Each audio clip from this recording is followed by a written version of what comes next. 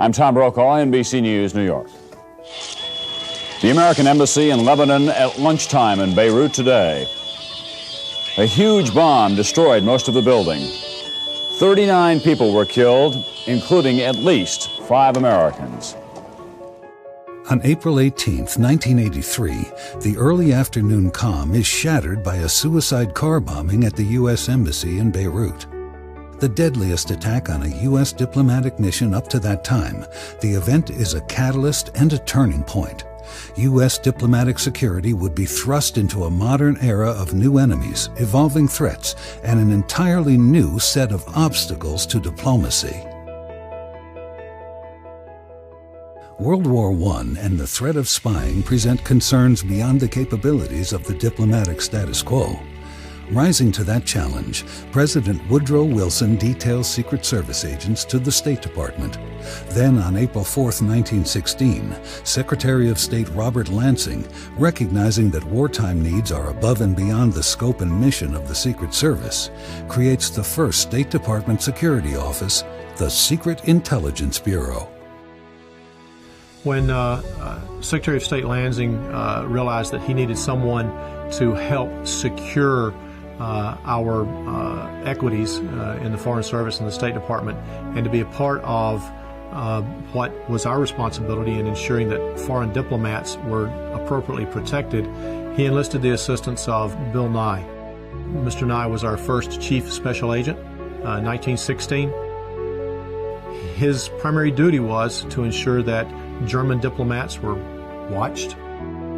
With the end of the global conflict in November of 1918, the United States finds itself, for the first time in its history, a major player on the world stage. For its part, the State Department recognizes the responsibilities of its new role as an international leader and commits to do more to protect its communications, its diplomats, and its obligation to the pursuit of post-war diplomacy. Within 20 years, the world is once again engulfed by the flames of conflict. During World War II, State Department security serves the Allied effort and the beginning of what is hoped to be a collaborative post-war world. An expanded Office of Security is established, as is a formal partnership with the Marine Corps for embassy security guards, and diplomatic security officers are now posted on embassy staffs. We became more focused on the domestic side, our background investigations. There were a number of incidents where we were called to the Hill, in fact, because of our vetting of some very important Department of State personalities. We were in conflict with the White House at some points during that time period as well. And so we were developing our investigative talents. From the outset of diplomatic relations in 1933, Soviet surveillance of the U.S. Moscow Embassy is constant, but a September 1952 security sweep reveals a breach at the highest level. The Soviet Union had given the ambassador from the U.S. a gift of a Great Seal.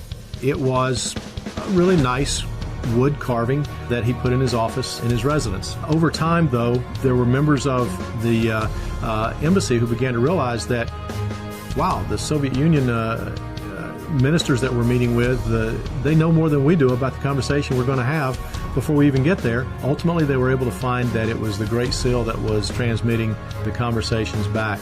It took a bit because we not only had to find the threat, we also had to let the KGB not know that we were looking for it. We didn't want to give away the fact that we were aware something had changed. That's kind of the game that we play in our countermeasures programs. In the 1970s, terrorism is on the rise and increasingly directed at embassies. On November 4, 1979, Iranian student militants storm the U.S. Embassy and take more than 60 Americans hostage, with 52 held a total of 444 days. This includes the regional security officer, the assistant regional security officer, and 9 Marine security guards. On November 21, 1979, Pakistani students storm the U.S. Embassy in Islamabad and kill a Marine security guard, Corporal Stephen J. Crowley. Historically, embassies have been viewed as safe havens, benefiting from the cooperation and the protection of the host country.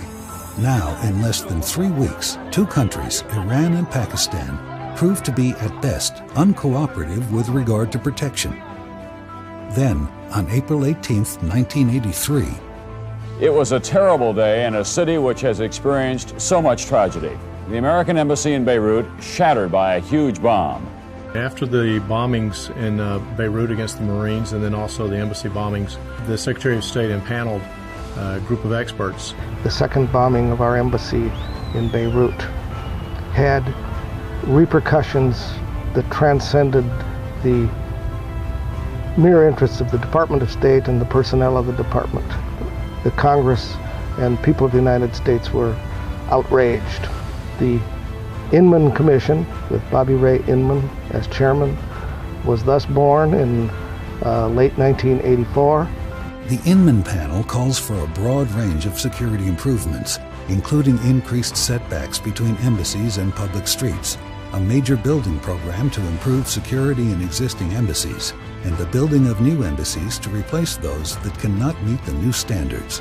A direct result is the creation of the Bureau of Diplomatic Security and the Diplomatic Security Service within the U.S. State Department. The subtle art form of diplomatic security will never be the same.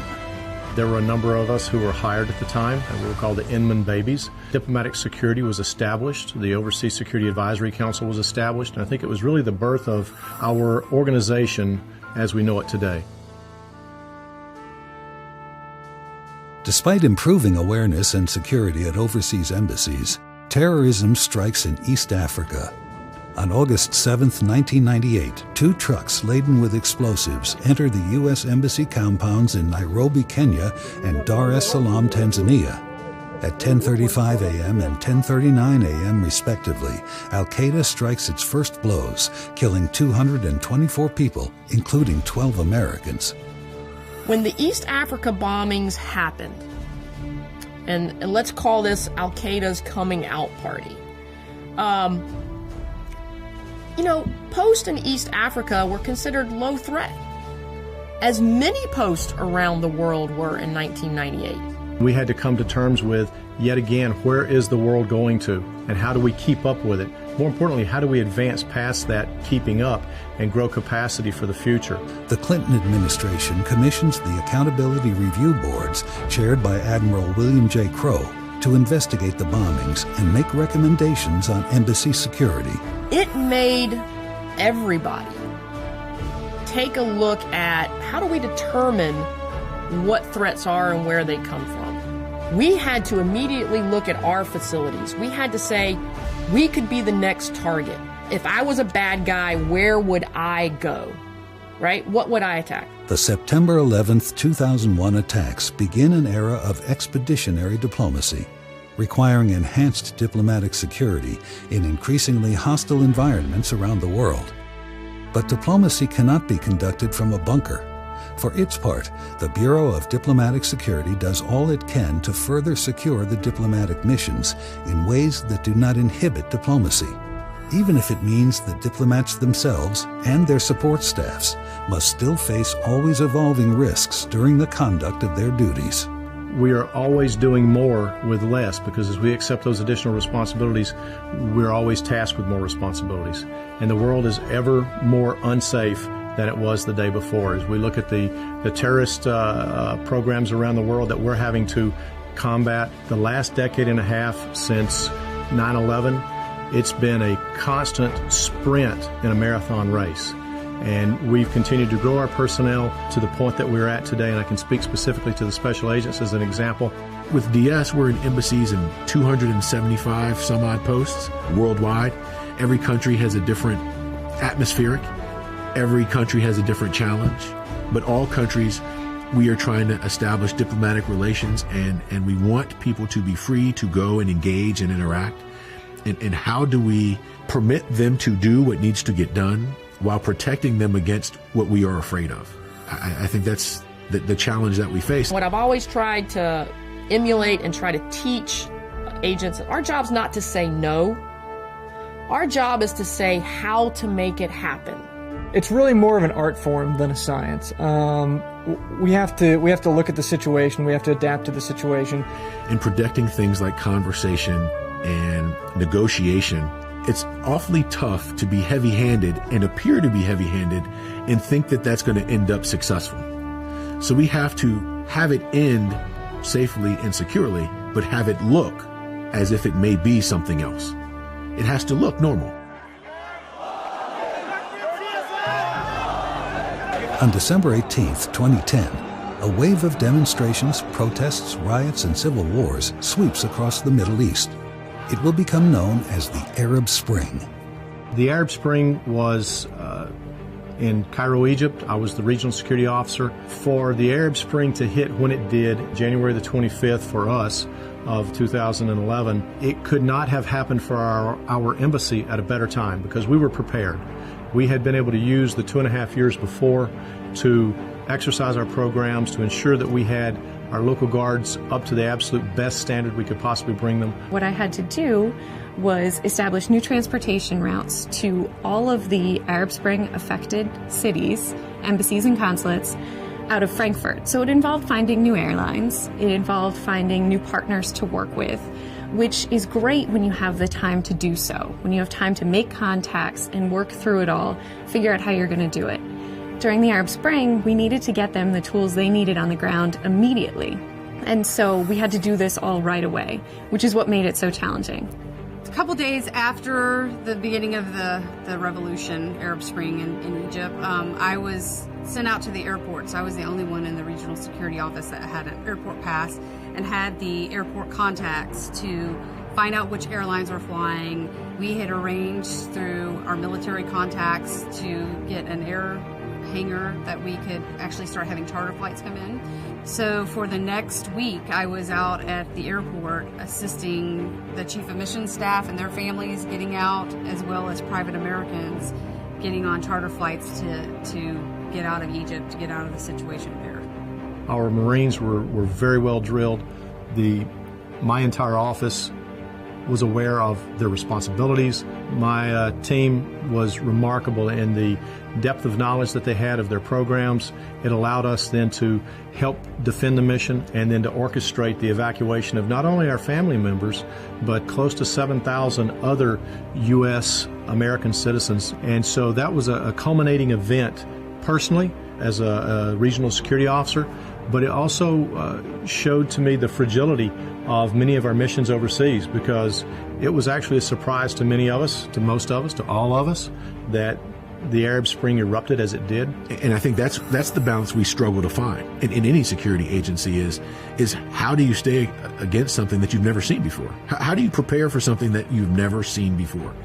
Following lessons learned from the September 2012 attack on the American diplomatic compound in Benghazi, Libya, the Bureau of Diplomatic Security creates the new High Threat Programs Directorate to oversee security at the most critical high-threat posts throughout the world.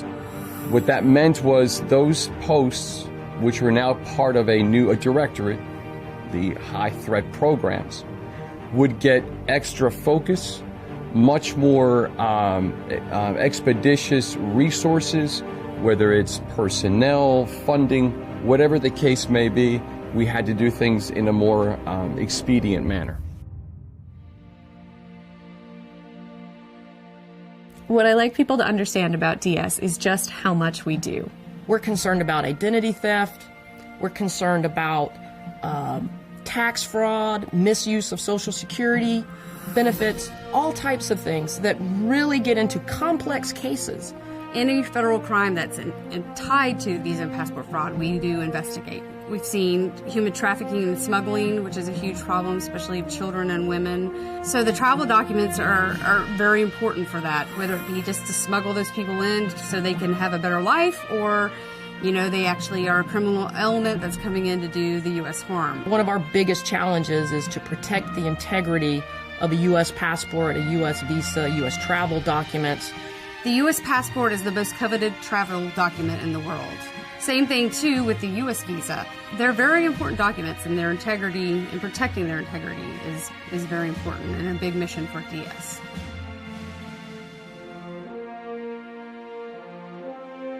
We've come so far in the last 13, 14 years I've been here, and the 100 years that it's taken to get to this point. We can just imagine with the cybersecurity threat, with more embassies and consulates going up worldwide, increasing diplomatic relations, we're now in places that traditionally we wouldn't have been, or more dangerous than were previously.